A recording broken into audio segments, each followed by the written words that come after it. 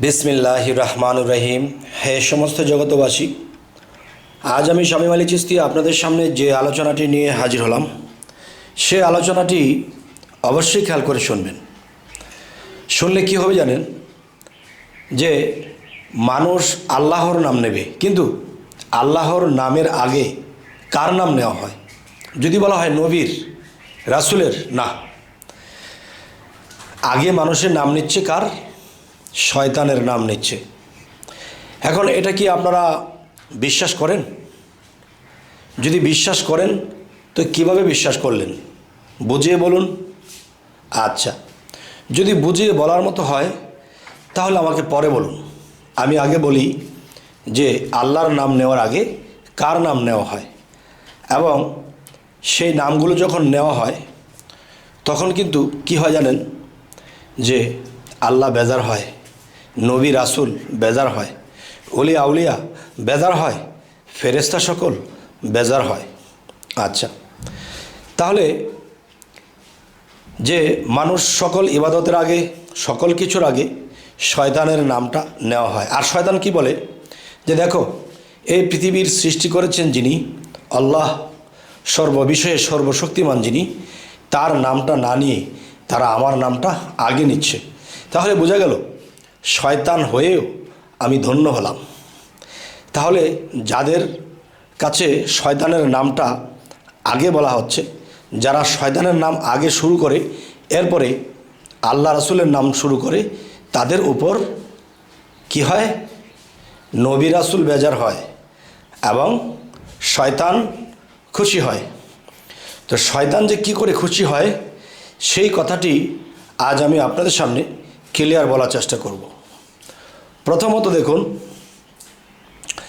আমরা যদি আল্লাহকে বলি ইবাদতের শুরুতে যে হে আল্লাহ, আপনি আমাদেরকে তৌফিক দান করুন যাতে আমরা আপনার নাম নিতে পারি, এবং যে ধর্ম আমরা মানছি সেই ধর্ম যেন আমরা সেই মন দিল দিয়ে মানতে পারি। তবে হে সমস্ত জগতবাসী, আজকের এই আলোচনার প্রথমে বলবো, যে নামটি মানুষে নিচ্ছে সেই নামটি, শয়তানের নামটি আগে কি করে নিচ্ছে, কোনভাবে নিচ্ছে, আজকে এই বিষয়টি বলবো। এবং এটাও সাথে বলবো যে মানুষ যখন আল্লাহর ইবাদতে নামে বা ইবাদতে বসে, তখন কি হয়, যে সে কি করে শয়তানের নামটি এই সিস্টেমে নিচ্ছে, আর যেই সিস্টেমে নেক সেই বিষয়টা কিন্তু কোরআনে নেই। কোরআনে কোনো জায়গায় আপনারা যদি পান তাহলে আমাকে জানাবেন, আর আমি যখন জানতে পারবো যে হ্যাঁ কোরআনের মধ্যে এই জিনিসটা আছে, তাহলে আমি তখনই মানব। যেমন সর্ব ইবাদতের আগে বলা হয় আউযু বিল্লাহি মিনাশ শাইতানির রাজিম, যে শয়তানের মানে বিতাড়িত শয়তান হতে আমরা যেন রক্ষা পাই। তাহলে বিতাড়িত শয়তান থেকে যে রক্ষা পাবে সেটা কিন্তু বলা হলো সর্বপ্রথম, যে শয়তানের হাত থেকে আমরা রক্ষা পাই যেন। আচ্ছা, তাহলে রক্ষা পাওয়ার জন্য বলি, ভালোর জন্য বলি, মঙ্গলের জন্য বলি বা অমঙ্গলের জন্য বলি, কিন্তু সবার আগে কিন্তু সেই শয়তানের নামটি বলা হচ্ছে, যে মিনাশ শাইতান, যে শয়তান। তাহলে এই শয়তানের নামটি আমরা আগে নিচ্ছি। তাহলে সর্বপ্রথম আমরা কার নাম নেব? সর্বপ্রথম আল্লাহর নাম নেব। আর সেই জায়গার ভিতরে যে মিনাশ শাইতান, এই শয়তানকে আমরা আগে স্মরণ করছি। যদি আপনারা বলেন শয়তানকে তো স্মরণ করা হচ্ছে যে বিতাড়িত শয়তান থেকে যেন আল্লাহ আমাদেরকে রক্ষা করে। দেখেন, আপনি যখন ইবাদত পর্যন্ত এসেছেন, ইবাদত পর্যন্ত এসে গেছেন, বসে গেছেন, তখন কিন্তু আল্লাহ আপনাদেরকে শয়তানের কবল থেকে বাঁচিয়ে এনে সেই ইবাদতখানাতে বসিয়ে দিয়েছে। তাহলে বুঝতে হবে কি, শয়তান যদি বিতাড়িত করেই রাখতো, শয়তানের কবলে যদি আমাদেরকে ফেলেই রাখতো, তাহলে কিন্তু আমরা ইবাদত করতে বসতাম না। আর বসেই যেহেতু গিয়েছি, তাহলে সেই শয়তান থেকে আমাদেরকে আল্লাহ রক্ষা করে এই ইবাদতখানা পর্যন্ত এনেছে। তো ওখানে বসে আমরা কি বলতেছি? আউযু বিল্লাহি মিনাশ শাইতান। তার মানে শয়তান হতে আমরা রক্ষা চাই। আচ্ছা, তাহলে বোঝা গেল কি শয়তান মহা খুশি যে এই পৃথিবী সৃষ্টি করেছে যিনি মহান আল্লাহ, তিনির নামটা নিল না আগে, নবী রাসূল এদের নামটা নিল না আগে, সর্বপ্রথম আমার নামটা নিল, আর সে কত খুশি।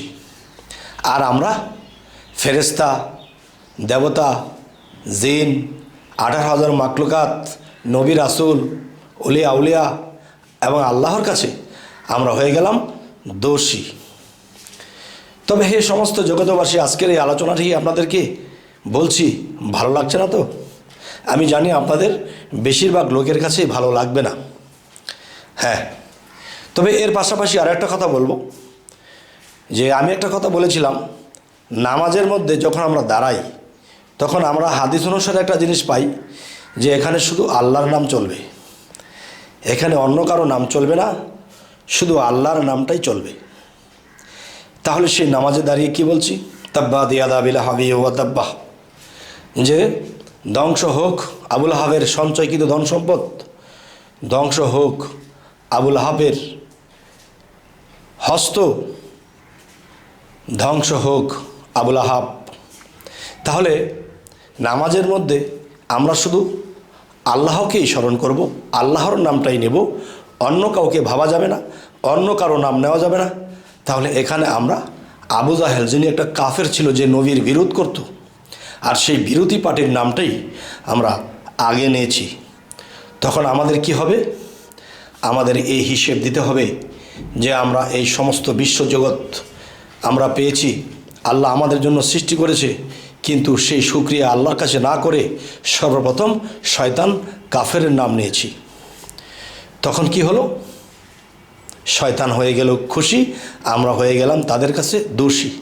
তবে হ্যাঁ, কোনো ইবাদতের আগে নয়, আমরা যখন তখনই আল্লাহর কাছে বলতে পারি, হে আল্লাহ, আপনি আমাদেরকে এই বিতাড়িত শয়তান হতে আমাদেরকে রক্ষা করুন। কিন্তু ইবাদতের সময় যখন বলি, তখন কিন্তু ইবাদতের শুরুটাই করব আমরা আল্লাহর নাম দিয়ে, রাসূলের নাম দিয়ে, আর সেটি শুরু করছি শয়তানের নাম নিয়ে। কিন্তু সে যে এত খুশি হলো, তখন আমার কি হবে? তবে এবার আসি, যে আরও কিছু কথা বলবো। সেই কথাটি হলো, দেখুন, যে কালেমা 5টা, হয়তো কালেমা 6টা 7টাও থাকতে পারে, সেটাই আমি গেলাম না। 5টা কালেমার মধ্যে একটি কালেমার মধ্যে বলা হয় কি, আমি সাক্ষ্য দিতেছি হযরত মুহাম্মদ সাল্লাল্লাহু আলাইহি ওয়াসাল্লাম প্রেরিত বান্দা ও রাসূল। তাহলে সেই কালেমার মধ্যে এই কথাটি এসেছে যে আমি সাক্ষ্য দিতেছি হযরত মুহাম্মদ সাল্লাল্লাহু আলাইহি ওয়াসাল্লাম আল্লাহর প্রেরিত বান্দা ও রাসূল। তবে একটি কথা দেখেন, আমি যে বিষয়ে সাক্ষ্য দেব, শুনে যদি আমি সাক্ষ্য দিই, সেই সাক্ষ্যটি হবে না। যেমন মনে করেন যে আমি যদি কোর্টের মধ্যে কোনো বিষয়ে, কারো বিষয়ে আমি সাক্ষী দেই যে তুমি কি তাকে দেখেছো, সে যে একজনকে খুন করেছে, তখন যদি আমি বলি যে না আমি দেখিনি, আমি শুনেছি, তাহলে জজ সাহেব কিন্তু সেই শোনা কথায় আপনার সাক্ষ্যটা নেবে না, আপনাকে সেখান থেকে বের করে দেবে। যে তুমি দেখোনি, তুমি শুনে সাক্ষী দেবে, শোনা সাক্ষীতে হবে না। তাই বলা হয়েছে ইমানে মুজমাল, ইমানে মুফাসসাল। ইমানে মুফাসসাল যে কালেমাটি, সেটি কিন্তু বিস্তারিত বিশ্বাস, যা দেখিয়া শুনিয়া। আর ইমানে মুজমাল যে কালেমা, সেটি হলো না দেখিয়া বিশ্বাস করা। তাহলে না দেখিয়া বিশ্বাস করা, সেটা কিন্তু ফরজে গণ্য হয় নাই। ইমানে মুফাসসাল দেখিয়া শুনিয়া বিশ্বাস করা, এটা কিন্তু এসেছে, ফরজে গণ্য হয়েছে। তাহলে দেখাশোনার মধ্যে যদি আমরা এটাকে সাক্ষ্য দেই যে হ্যাঁ ইমুক ইমুককে খুন করেছে, সেটা আমি দেখেছি, এবং কি দিয়ে খুন করেছে সেটাও দেখেছি, তখনই আমার সাক্ষী গ্রান্টেড হবে।